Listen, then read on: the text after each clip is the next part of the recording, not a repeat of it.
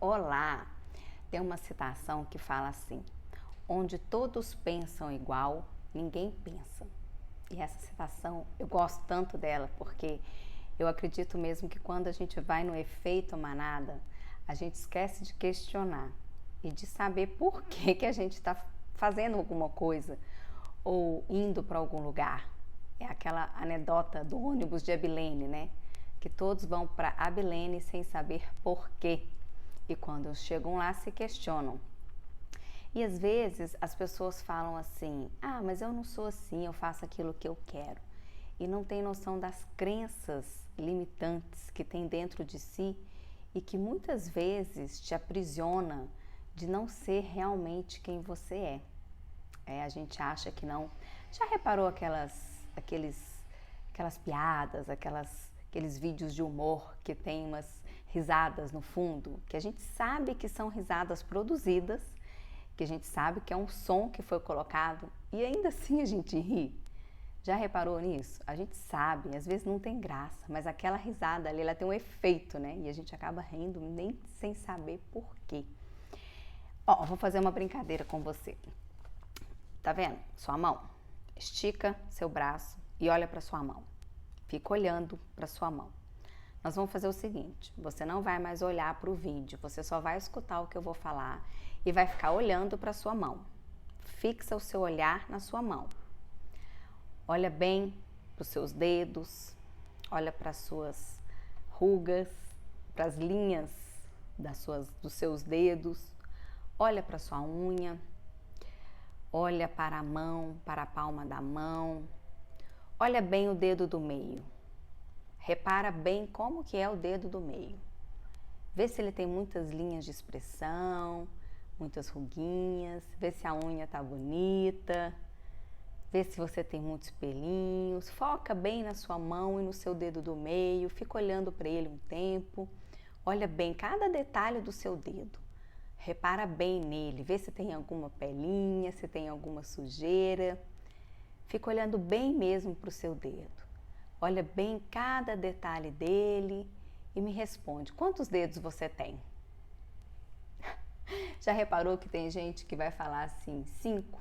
Ou então até 1, porque fica olhando para o dedo do meio. A gente não tem só 5 dedos.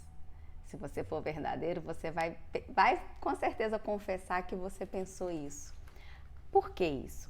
A gente se limita, porque a gente foca naquilo ali, a gente está olhando muito para aquilo ali, então a gente acha que são só aqueles dedos que existem, a gente esquece de expandir, né? As crenças limitantes, elas são o oposto da expansão da consciência. E por que é tão importante a gente expandir a nossa consciência? Para a gente poder ver além, para a gente poder não ficar sobre uma única perspectiva, para a gente poder entender outras formas de viver e talvez a forma que é melhor para a gente. E sabe aquela coisa que a gente fica batalhando e as coisas não dão certo? Tem uma frase famosa também, né, que se a gente continuar fazendo as mesmas coisas, a gente não vai conseguir reproduzir um resultado diferente, e é verdade. Então, por isso é muito importante a gente entender quais são as nossas crenças limitantes. Às vezes a gente acha que a gente não tem, que a gente é cabeça boa, cabeça aberta, mas olha, existem inúmeras crenças. Quando a gente é criança, inclusive a gente aqui em casa tem tomado muito esse cuidado com os meninos, porque a nossa infância era uma página em branco, né? A gente quando nasceu, os nossos pais, a família, a sociedade, a escola, todo mundo vai colocando ali uma página nova na nossa história, ajudando a criar a nossa personalidade. E aqui em casa a gente tenta muito, de uma forma bem, de assim, se corrigir às vezes até, porque como a gente tem gêmeos, acontece da gente falar assim: você ainda não fez o dever de casa, seu irmão já fez, né? Tipo assim, uma comparação. Isso não é legal de fazer. Ou então, o seu irmão é muito forte, olha lá, tipo assim, né? Uma comparação e você não é. Então a gente tem que tomar muito esses cuidados com as coisas que a gente fala, nesse sentido comparativo, ou no sentido de enaltecer um filho e, né, às vezes não falar alguma coisa boa do outro. Não é fácil, né? Mas a gente tem que se policiar, senão as crianças podem crescer adultos sem limites, adultos com autoestima baixa, adultos com dificuldade. E às vezes a gente não entende alguma coisa que está dentro da gente, alguma crença que nos limita. Na nossa infância, a gente foi o tempo todo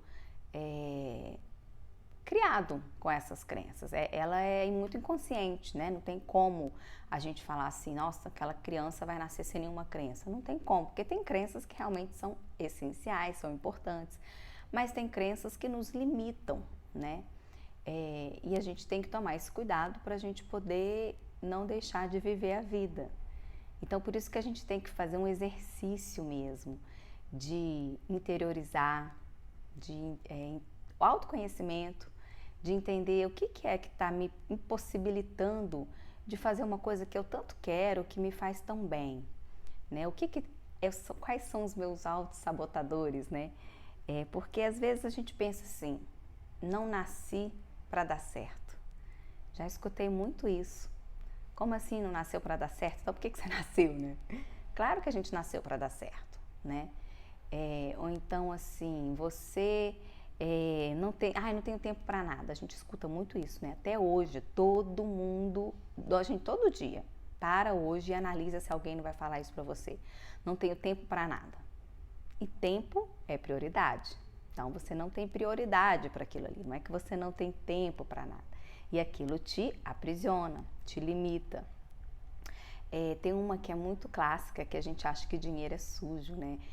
Que só tem dinheiro quem rouba, né? Porque a gente vive num país que tem muitos escândalos, muita corrupção, e a gente acha que todo mundo que é rico, ou a gente que eu falo assim, a maioria das pessoas, né? Tem um pouco isso ainda, de achar que quem tem muito dinheiro ou roubou, é filho de herdeiro, nunca alguém, a gente acha que aquela pessoa batalhou, né? É uma crença limitante, né?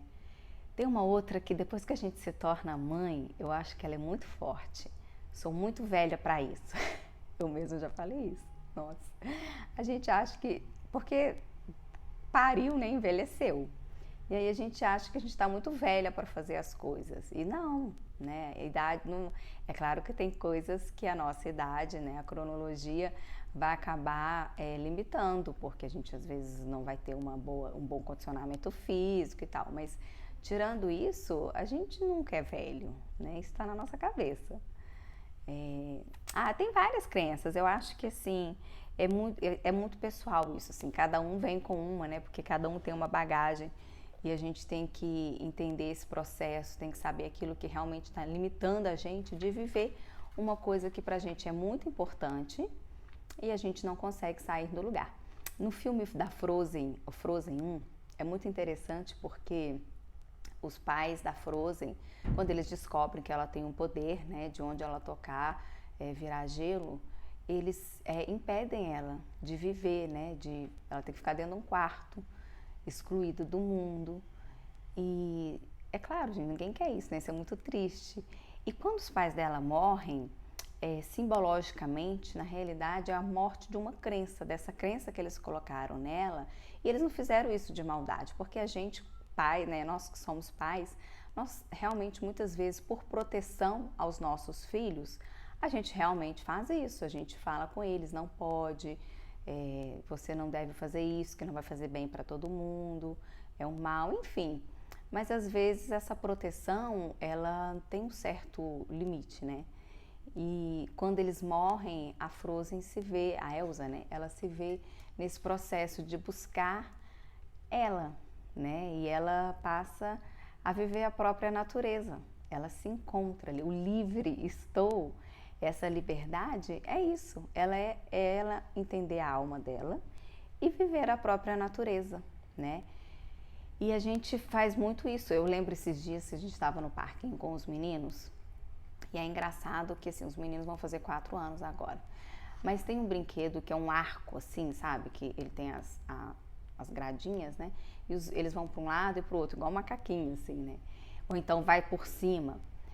E, gente, a gente quando vai pro parquinho, é assim, tem menino de 7, 8 anos que nunca tem medo, sabe? Que nunca pendurou naquilo ali.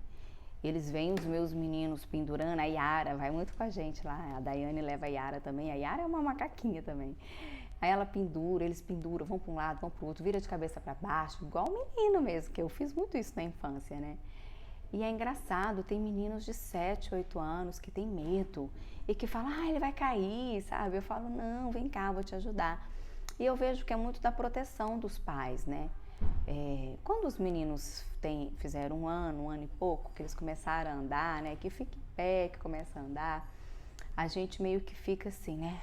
Onde vai, a gente vai atrás, né? Tipo assim, se cair, a gente tá ali para poder ajudar.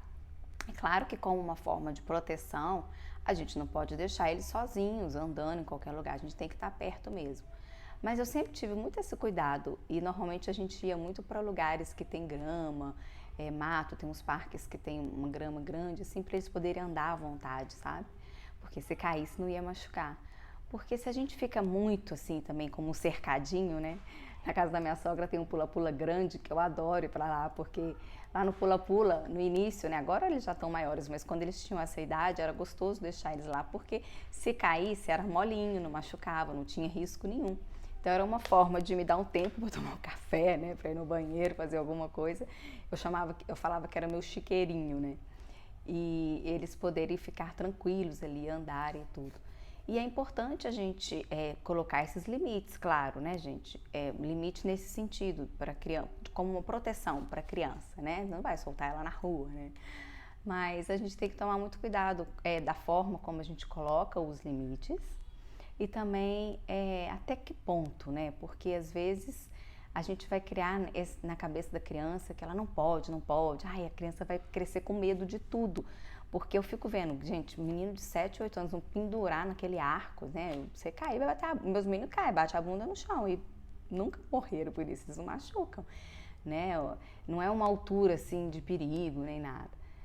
Então a gente tem que prestar muita atenção nesse tipo de crença que a gente vai criando na cabeça dos nossos filhos, que a gente também tem, né? Acho que o mais importante, a comunicação, ela tem duas formas. A gente se comunica internamente, que é o autoconhecimento, que é a consciência, que é entender quem a gente é. E às vezes quando eu falo isso, tem gente que tem muito medo, né? Porque a gente às vezes não quer saber as coisas ruins da gente, as nossas sombras, né? Mas, gente, é tão bom. E isso não é para nos prejudicar. Não, é para a gente amar o nosso processo. É para a gente entender aquilo ali, o que somos, as escolhas que nós fizemos ao longo da vida, os erros mesmo, sabe? Porque vai se tornar um aprendizado.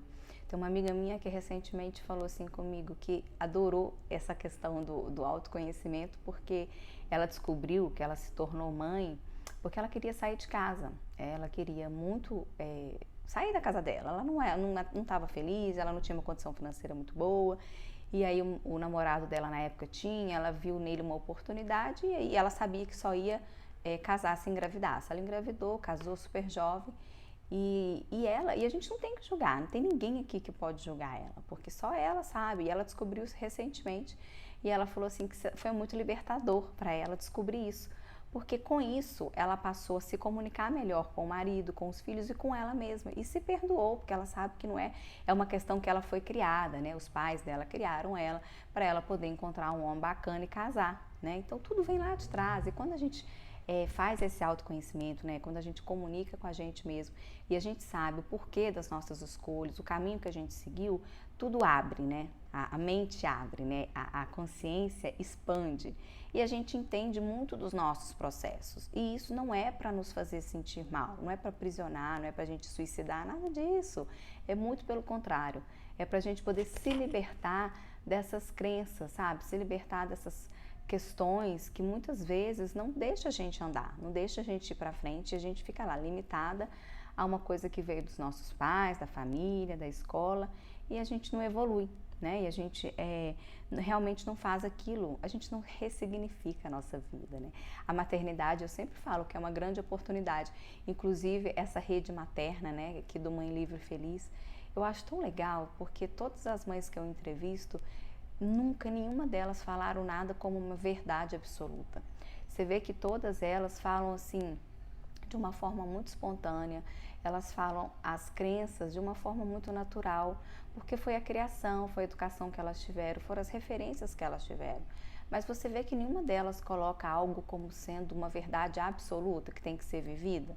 Não, ela viveu aquilo que deu certo para ela, que funcionou, que ela acreditou que fosse bacana. E o legal é isso, né? A gente entender ali quais são as possibilidades que eu tenho dentro da maternidade. O que para mim dá certo, o que para mim não dá certo, como é que a gente pode agir, como é que a gente não pode agir. Um dos meus filhos, né, o Anielo, ele tem a hemiparesia do lado esquerdo. E foi a descoberta da hemiparesia dele que me fez caminhar por esse mundo de plasticidade neural, de expansão da consciência, de entender que a gente pode mudar, de entender que a gente pode... Um neurônio, ele pode ter a capacidade de fazer coisas que o outro morreu, né? Às vezes não da mesma forma, mas se ele for estimulado, ele pode, né? É a superação, né? Quantas pessoas que não sofrem acidente e conseguem essa superação, né? Diante disso.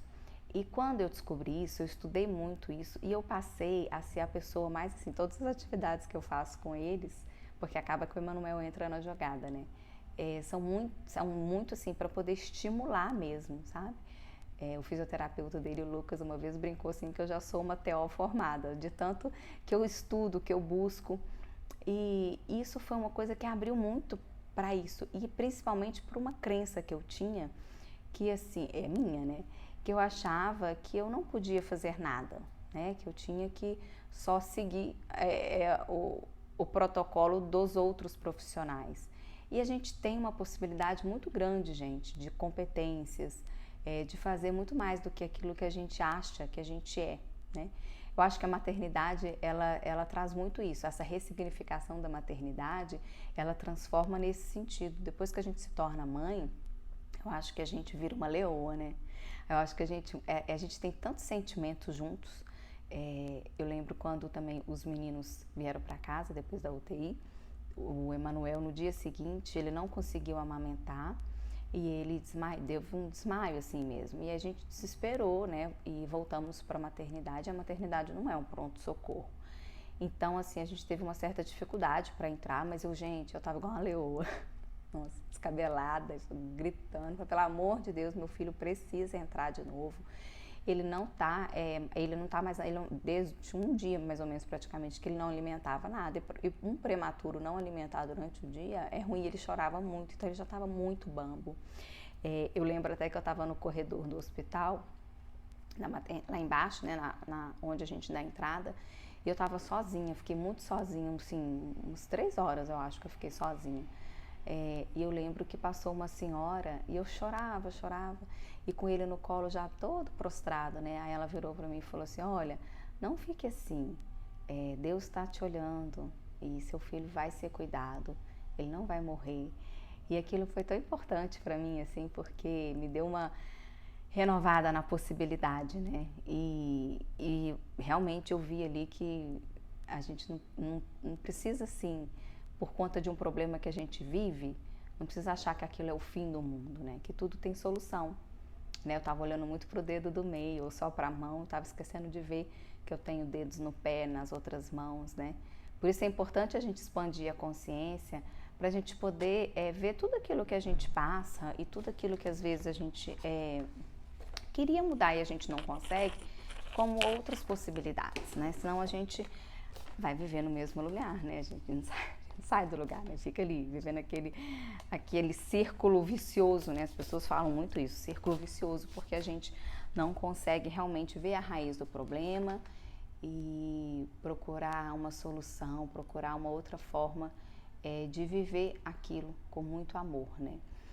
Uma outra coisa também da maternidade que eu acho muito legal é que, né, quando eu for entrevistar as mães, é que elas mostram a forma delas de maternar de uma forma assim, muito leve, né, muito assim, mas elas não deixam de mostrar as dificuldades, né, os desafios que elas passaram. E é muito legal isso, porque eu acho que durante muito tempo a gente não teve isso, né? Durante muito tempo eu acho que as mães sofreram muito. A gente não tinha acesso a essas informações, né? A gente não tinha acesso àquilo que poderia ser diferente na vida da gente, sabe? e a gente vivia muito o que nossas mães, né, nos ensinaram, ou aquilo que a gente via na sociedade, ou então nas revistas, né, que eram de famosos, essas coisas. A gente não entendia que a gente podia fazer de outra forma, né? Eu acho que as redes sociais, eu acho que a voz que hoje em dia as mulheres têm, né, de colocar para fora mesmo tudo aquilo que elas vivem, é muito legal. E eu fico pensando muito naquela questão de ser mola ou âncora, né? Ai, gente, às vezes, até a gente como mãe, né, a gente acaba sendo âncora para a vida dos nossos filhos, porque a gente fala que eles não podem, a gente coloca muito limite, coloca muito medo, né? E também para outras mães, né? Às vezes a gente fala com as outras mães coisas assim absurdas. Por exemplo, quando eu estava na maternidade, gente, a amamentação é uma das coisas mais importantes na maternidade. Isso é uma coisa que eu acho que todo mundo sabe, né? Não é uma novidade, né? Mas a gente tem que tomar muito cuidado quando a gente vai falar da amamentação, porque eu já ouvi, inclusive, você pode digitar aí no Google que você vai ver inúmeros artigos e rede social falando que a amamentação é a coisa mais importante. E ela não é a coisa mais importante, é uma das.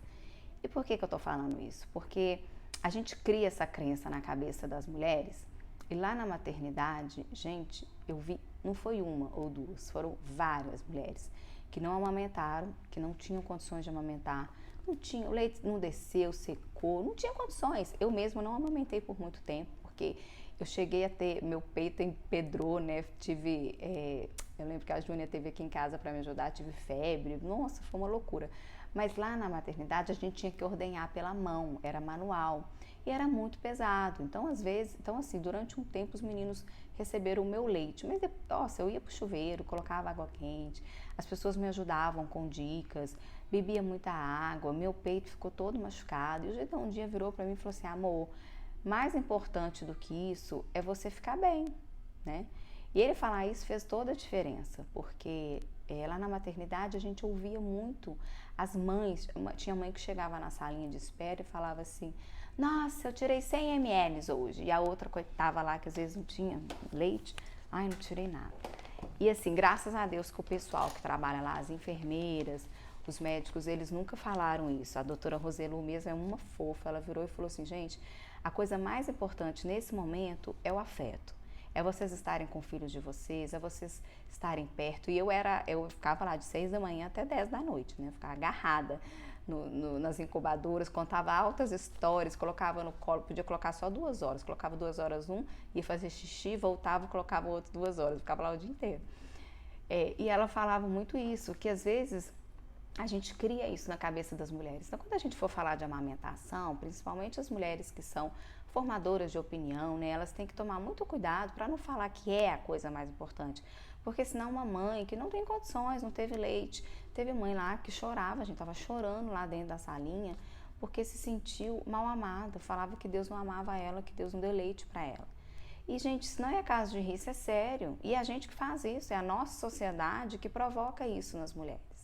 Né? A nossa sociedade que quer mostrar que não, que se não amamentar no peito, a criança não vai crescer, a criança não vai ser feliz, não vai ter troca. Já lá dentro, a gente ouvia uma mãe falando para outra assim: nossa, mas a única troca que você tem com seu filho é pela amamentação, que ele tá ali, não, põe a mamadeira e olha a mesma coisa, a troca é a mesma. É óbvio, gente, que se você tem condições de amamentar, que o leite desceu, amamenta. Eu acho que não existe uma mãe que tem leite, que pode amamentar, que não vai amamentar. Claro que vai, gente, é muito mais barato. Nossa, muito mais barato. Não é prático, né? É barato, é prático, é lógico que ela vai fazer isso.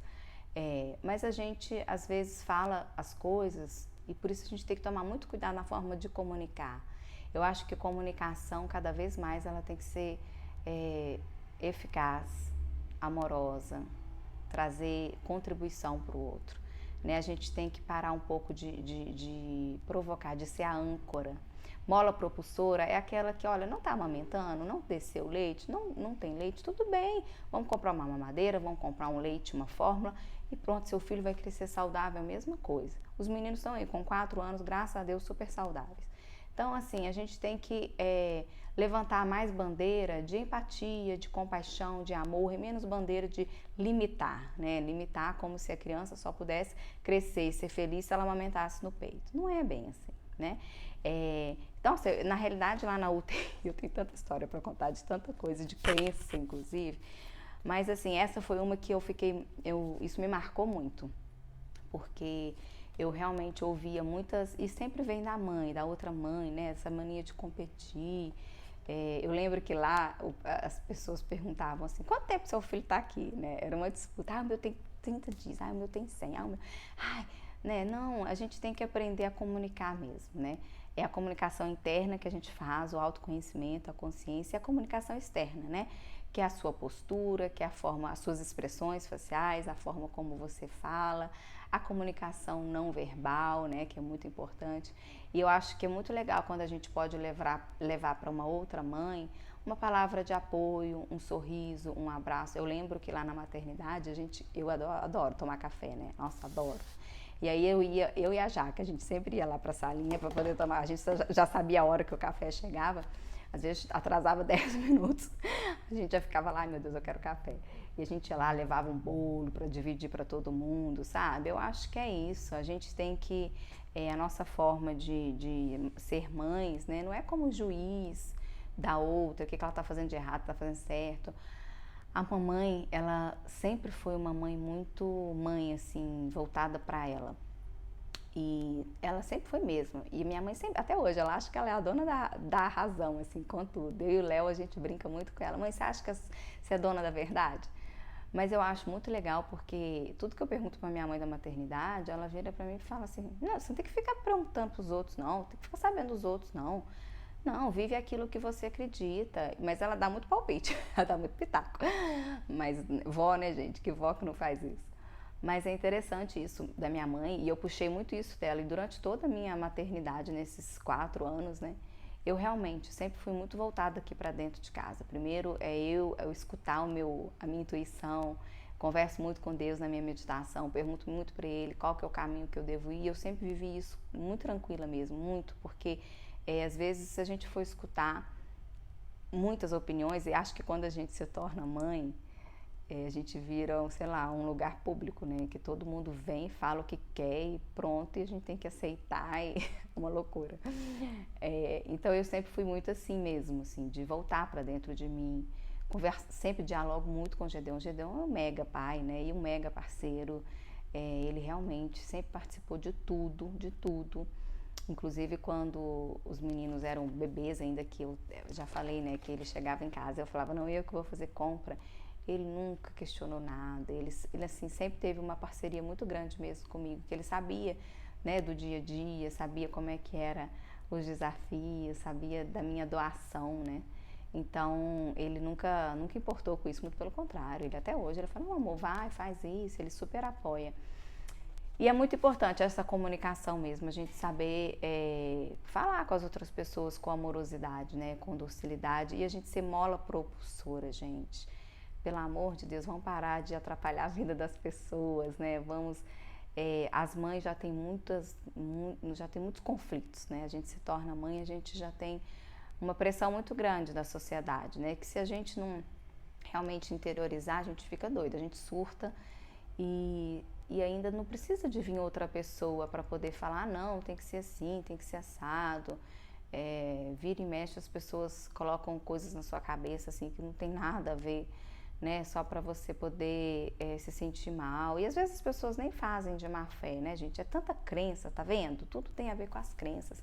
É tanta coisa que já vem enraigada, que vem da nossa cultura, né, que assim, realmente é difícil a gente... por isso que a gente tem que se comunicar, a gente tem que entender lá dentro o nosso processo, a gente tem que se perguntar, que faz sentido para você? Isso é uma pergunta que eu faço todos os dias, para tudo que eu vou fazer, eu penso assim, faz sentido para você? Porque tem umas coisas que a gente vai muito assim no mecânico, no automático mesmo. E a gente, assim, eu lembro quando a gente foi casar, esses dias mesmo eu estava até conversando com a Brenda e com o Rodrigo, eles vão casar esse ano, e nós convidou eu e o Gedeon para sermos padrinhos. Eu fiquei super feliz, que eu tenho os dois como um casal maravilhoso, eu sou apaixonada por eles. A Brenda é a minha Brendinha. E aí a gente estava no carro conversando e o Rodrigo estava falando do bolo de casamento. E eu falei com ele, quando eu fui casar, eu fiquei questionando por que tem bolo de casamento também. Porque a gente não canta parabéns pra ninguém, porque não faz sentido ter bolo, né? O bolo é pra foto e o bolo é uma forma de, na realidade, a simbologia do bolo é o casal cortar junto o bolo e a partir daí começar uma etapa juntos, né? Mas eu já tava mais pra lá do que junto do que tudo. Então, assim, eu tive bolo, claro, tenho foto e tal, mas assim, eu ficava me perguntando, não faz sentido? E o Rodrigo falou isso. E eu falei com ele, Rodrigo, hoje em dia, tudo que eu vou fazer, eu penso, faz sentido? Né? Esses dias mesmo, a, aquela apresentadora, Rafa Brits, estava falando sobre os aniversários do filho dela. E que esse ano ela não vai fazer uma festa como ela fez, que ela viu que não faz sentido fazer uma festa igual ela fez. E eu achei muito legal isso, porque a gente vive esse boom, né, de tudo, a gente acha que tem que fazer tudo, mêsversário, aniversário, chá disso, chá daquilo.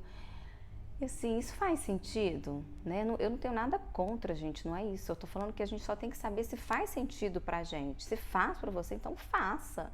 Não tem por que você não fazer, né? Mas se não faz sentido, fazer só para tirar uma foto, fazer só para poder postar nas redes sociais, né? Fazer só para falar pro outro, eu fiz, eu fui. Não justifica, né? Às vezes a gente nem curte coisas da vida porque a gente está fazendo coisas para outras pessoas, né? Então, coragem de não agradar todo mundo e coragem para ser você nesse mundo onde todo mundo quer que você seja outra coisa, né? Essa é uma frase muito bem falada e a gente realmente tem que focar nisso e ter coragem de ser a gente nas nossas imperfeições, porque todos nós somos imperfeitos, temos que ter essa coragem de aceitar a nossa vulnerabilidade, né? Qual o problema? Eu venho aqui falar tanto da minha vida pessoal, da minha vida familiar, eu venho aqui às vezes expor tanta coisa e eu vejo muita gente com medo de falar, como se tipo assim, nossa, vão julgar? Pode julgar, né? Quem paga minhas contas sou eu e meu marido, né? Então assim, a gente tem que realmente ter coragem de ser a gente e não ficar mesmo preocupado com os outros, né? Viver a nossa vida com coerência, com a nossa honestidade, lembrando sempre do nosso amor, do respeito pelo outro, mas cada vez mais ser mola propulsora, né? Eu acho que o caminho é esse. E graças a Deus a gente tem visto muita gente mudar, né? Nesse sentido, a gente tem visto muita gente ir para esse caminho mesmo, de realmente ajudar outras pessoas nesse caminho, ser pontes, né? Eu adoro aquela frase da Adri, a gente tem que ser ponte, não ser ponto, porque é verdade, quando a gente é ponte, a gente permite que outra pessoa possa percorrer um outro caminho, a gente abre a possibilidade para ela e a gente não fica sendo a harmonia que fala pedra de tropeço, a gente não é pedra de tropeço para o outro, a gente não é essa âncora, né, que puxa a pessoa para baixo. Então é isso, né? Meu desejo é que a gente tenha coragem de ser quem a gente realmente deve ser, sem medo nenhum mesmo, sem dúvida, né? Viva, olha para dentro de si, sinta a tua intuição, conversa com Deus, né? Medita, gente, meditar é tão bom. Ai, se eu pudesse, eu falava para todo mundo meditar todos os dias, porque meditação eu acho que é a maior conexão que a gente pode ter com a gente. Realmente, com a meditação, a gente passa a entender tanta coisa e a gente anda e a gente tem essa coragem, né? Porque quando você medita, você entende aquilo de uma forma tão clara. Sabe aquelas coisas que ficam lá dentro, escuras, nas sombras e que a gente às vezes tem medo? Quando a gente medita, tem uma luz ali que clareia tudo isso. E várias revelações são feitas, mas para nos libertar e para a gente poder entender que isso foi um processo. E sabe aquela coisa que o problema é a solução? É meio isso. Aqueles problemas, às vezes, que a gente viveu, é a solução para a vida da gente no dia de hoje. Então, coragem de ser você, quem você quer ser e pensar da sua forma, sem precisar pensar no efeito manada, sem precisar ficar com tantas crenças que te limitam de voar. Vamos voar para o lugar, para o paraíso, né? Que é o desejo de todos nós. Um beijo. Fica com Deus e até a próxima.